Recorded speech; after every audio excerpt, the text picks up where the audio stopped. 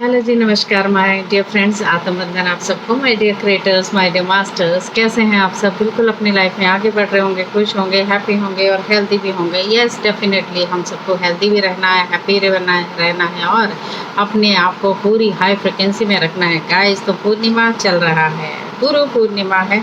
रात को स्टार्ट हो चुका था तो आज भी है, यानी पूर्णिमा के अगले 3 दिन, पिछले 3 दिन बहुत ही ज़्यादा महत्वपूर्ण होते हैं। तो डेफिनेटली आज मैंने अभी मैसेज डाला है आप सबके लिए कि अब अगर आपने लाइव ध्यान करना है तो डेफिनेटली आप मेरे साथ 1 बजे जुड़ सकते हैं, 1 बजे। Okay, thank you so much. चलिए जी, हम कर रहे हैं क्या चर्चा?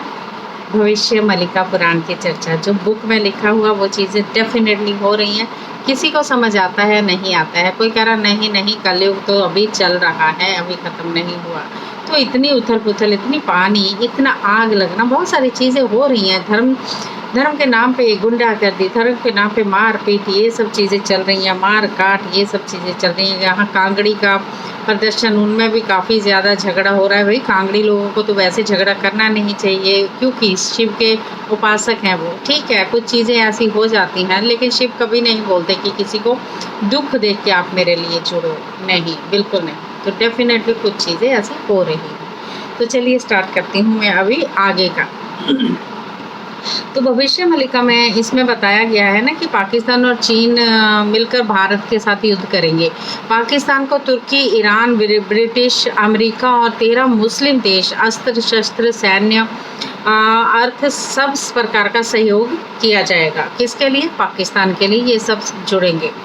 तो उन्होंने ये बोला है, आगम भविष्यत मालिका शास्त्र में ये लिखा गया है कि इसका अर्थ जिस समय तृतीय विश्व युद्ध होगा, एक तरफ से भारत रहेगा, दूसरी तरफ से चीन, पाकिस्तानी, तुर्की, अमेरिका, ईरान और मुस्लिम देश लड़ रहे होंगे। उसी समय रूस भारत को सहयोग करेगा, ये भी लिखा है इसमें। तो देख लीजिए कैसे कैसे होगा, आप सबको पता चल ही जाएगा, है ना। और रूस और भारत मिलकर शत्रु देश के सैनिकों के साथ डट कर लड़ेंगे। तो आगे उन्होंने बोला है, अर्थात मिडिल ईस्ट के सभी देश, भारत के सभी देश और यूरोप के कुछ देश सभी पाकिस्तान के साथ मिलकर भारत के विरुद्ध में कार्य करेंगे और युद्ध लड़ेंगे, और समय के साथ वह विश्व में सबसे बड़ा महासमर होगा। तृतीय विश्व युद्ध के अंतिम समय में निर्णायक युद्ध उड़ीसा के खंडगिरी भगवान कल्कि के साथ होगा। इसके बारे में उद्भव भक्ति ग्रंथ में ये रचना है। भगवान श्री कृष्ण ने द्वापर युग के उद्धव जी को कली भारत युद्ध के बारे में बताया था। उद्धव भक्ति प्रदायिनी ग्रंथ में लिखा है कि उड़ीसा राज्य के भुवनेश्वरी खंडगिरी में जहाँ भगवान कल्कि निवास करेंगे, उसी स्थान पर घोर युद्ध और काली भारत का अंतिम युद्ध होगा, जिस युद्ध में भारत के सभी विरोधी शत्रु और देश चीन, पाकिस्तान, तुर्की, ईरान, बांग्लादेश, अमेरिका और 13 मुस्लिम देशों के सैन्यगण भाग लेंगे। वहीं पर भगवान कल्कि पहली बार सुदर्शन चक्र का प्रयोग करेंगे। इस युद्ध में सभी दुश्मन योद्धाओं की मृत्यु होगी। उसी समय अश्वत्थामा और शल्प भगवान कल्कि के साथ उपस्थित रहेंगे। उसके बाद भगवान कल्कि क्रोध से सारे विश्व के मलेच्छों का संहार और धर्म संस्थापना करेंगे। ये इसमें लिखा हुआ है। तो ये बुक जो आई है अभी क्यों आपको मिली है? क्योंकि युग परिवर्तन है। युग परिवर्तन को सबको जानकारी मिलना बहुत ज़रूरी है, ताकि लोगों को अपने आप को आगाह करने का मौका मिले, लोगों को अपने ऊपर प्रिकॉशन लेने का मौका मिले, यूनिवर्स के साथ जुड़ने का मौका मिले। जो अपने शरीर भौतिक विलासों में लगे हुए हैं माय डियर फ्रेंड्स, वो उनको अपने आप से जुड़ने का मौका मिला है। तो ये आपको मौका दिया जा रहा है, किसी के थ्रू हो, कोई भी माध्यम बने, तो इसके थ्रू ये चर्चा हो रही है। ठीक है, जो मैं अभी आपको ये चीज़ सुना रही हूँ, क्यों सुना रही हूँ आज इतने सालों के बाद, मुझे क्यों पड़ी है? क्योंकि एक समझिए एक मैसेज है, जिस मैसेज के थ्रू हम सबके साथ ये सब चीज़ें शेयर कर रहे हैं। क्योंकि वक्त आ गया है। आगे जिस समय तृतीय विश्व युद्ध लगेगा, उस समय युद्ध के प्रभाव से सारी पृथ्वी पूर्व दिशा और पश्चिम दिशा रंग में लाल दिखाई देगी। उसी समय भारत में बड़ा समर भी होगा और शासन का कल लगेगा।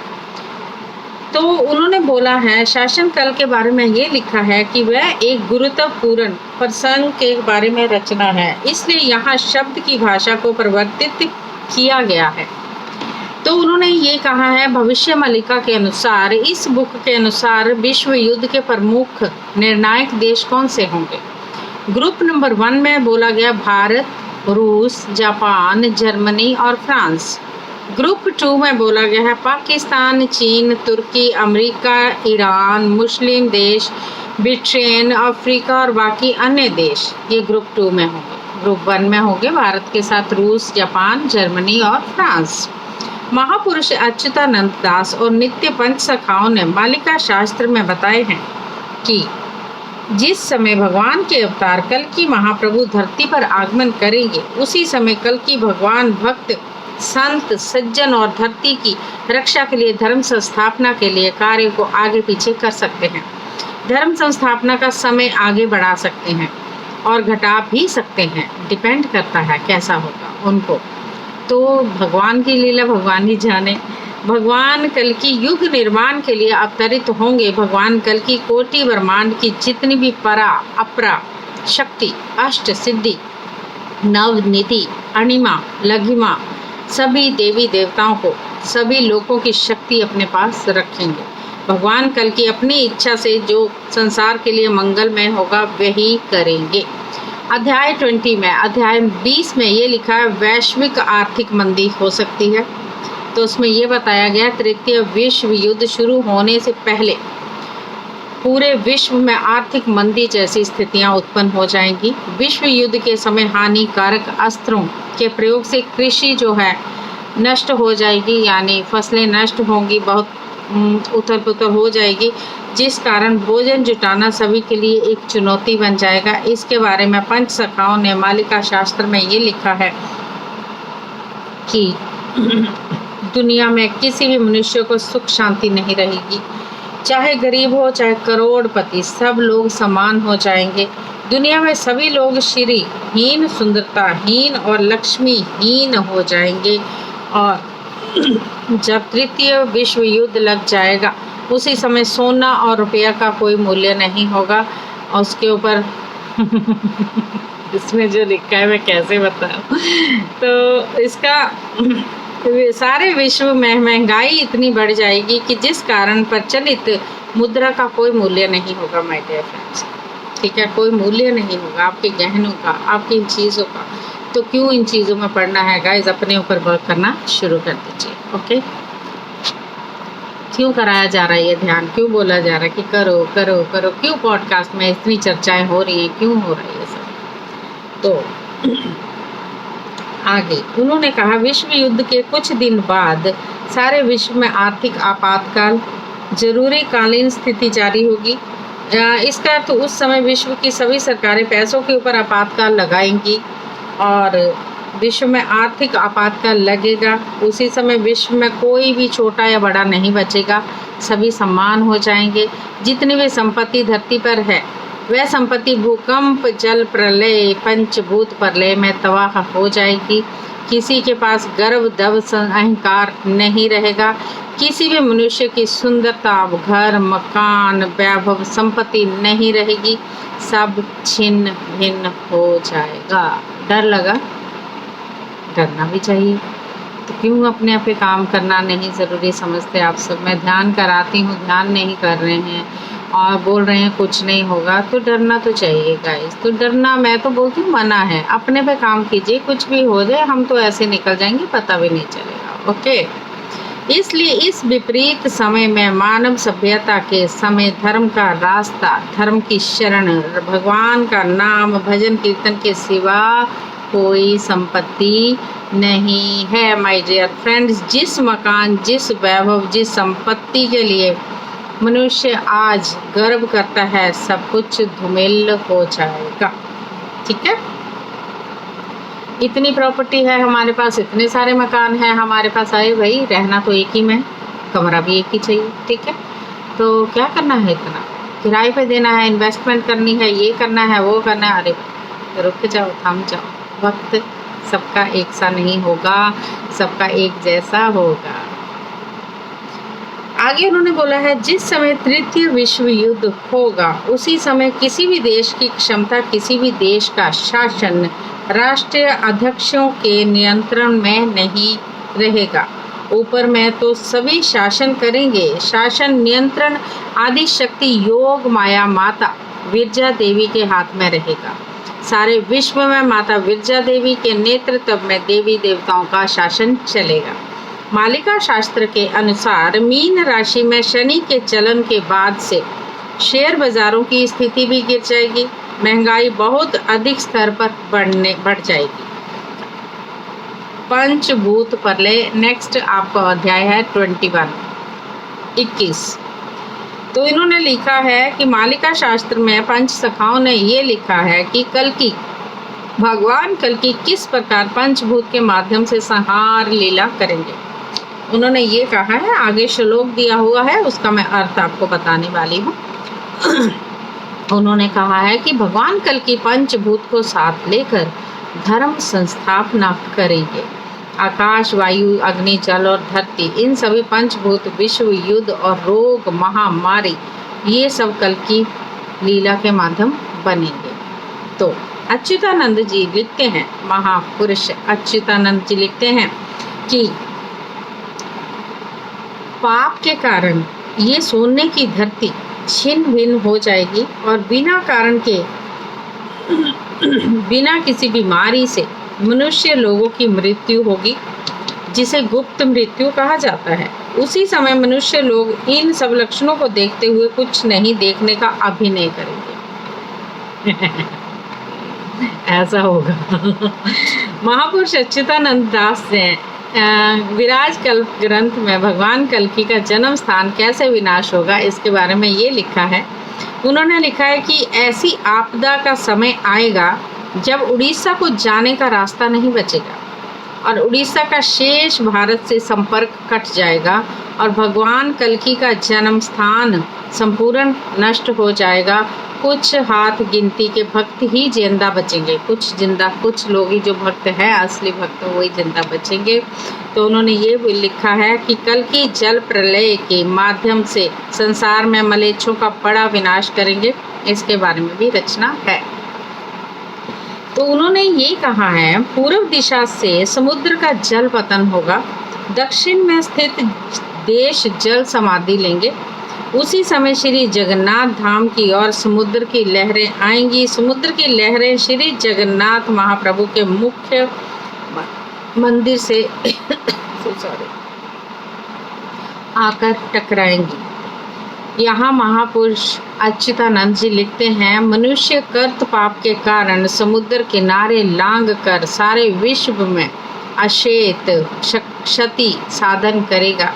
इसी कारण जगन्नाथ क्षेत्र में भी समुद्र किनारे लंघ कर मुख्य मंदिर तक आएगा और उस समय जगन्नाथ मंदिर के मुख्य सेवक जो सेवा में कार्यरत रहेंगे वह समुद्र देवता की आरती करेंगे, यानी वरुण देव की आरती भी करेंगे। इसके बारे में महापुरुष अच्युतानंद जी ने लिखा है, जब जगन्नाथ मंदिर के मुख्य सेवक समुद्र देव की आरती करेंगे तब समुद्र देव अपने स्थान तक लौट जाएंगे। ठीक है, इसका अर्थ है कि जिस समय जगन्नाथ मंदिर की 22 सीढ़ियां तक समुद्र देवता आएंगे उसी समय पवित्र मक्का मदीना क्षेत्र में घोर समर होगा।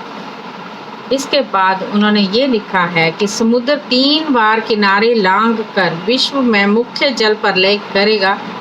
उससे पहले कई बार समुद्र किनारे लांघकर तटवर्ती देशों का विनाश करेगा।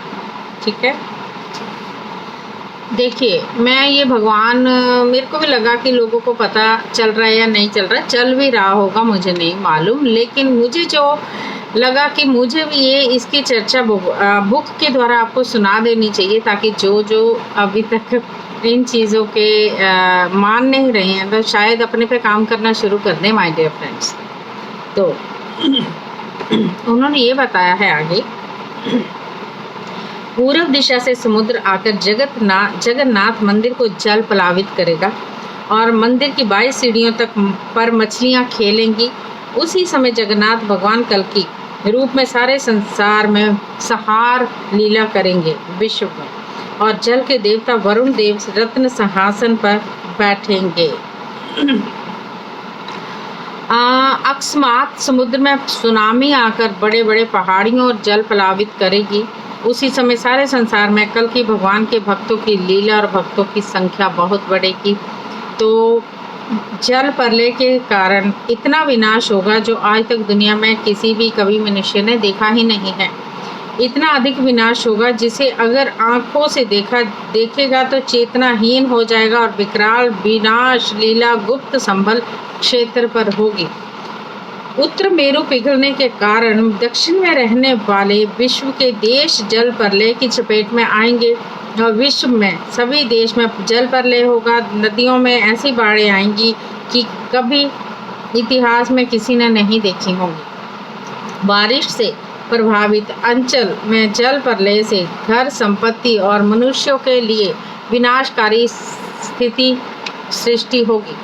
पहाड़ियों के मुख्य अंश टूट जाएंगे और विश्व में जल प्रलय के कारण बड़ा भयंकर विनाश होगा। कहीं नदियों के माध्यम में, कहीं बारिश के माध्यम में, कहीं तूफान के माध्यम में, कहीं सुनामी के माध्यम में अति जल प्रलय होगा। तो ये लिखा हुआ है इसमें भविष्य मल्लिका पुराण में ये सब चीज़ें लिखी हुई हैं गाइस। तो मैं आपको पढ़ के सुना रही हूँ, आप कितने आगे बढ़ते हो डिपेंड करता है आप पे। अगला अध्याय भी पढ़ लेते हैं, छोटा सा है। 23 अध्याय में लिखा है भगवान कल्कि की संहार लीला कैसे होगी। कल्कि जैसे सारे विश्व के मलेच्छों का संहार करेंगे, उन्होंने विशिष्ट इसके प्रमाण दिए हैं। उन्होंने कहा है भविष्य मल्लिका के ग्रंथ में महापुरुष लिखते हैं विश्व में समुद्र प्रलय के माध्यम से हजार हजार शहर नष्ट हो जाएंगे और उसी समय सारे विश्व में तृतीय विश्व युद्ध की भी लगेगा। उसी समय सभी लोग मिथ्या वचन को आदर और सम्मान करेंगे। अभी करना शुरू कर दो गाइस। इसका अर्थ आगे ऐसा समय आएगा हर गांव में सिर्फ 2-4 लोग ही बचेंगे जिनको भोजन और जल भी नहीं मिल पाएगा। वह लोग हरि नाम कीर्तन त्रिकाल संध्या भागवत पठन और माधव नाम भजन करके पवन आहार तक जिंदा रहेंगे, यानी सांसों में जिंदा रहेंगे। वो पवन आहार लेंगे, हवा खाएंगे वो हवा, ठीक है।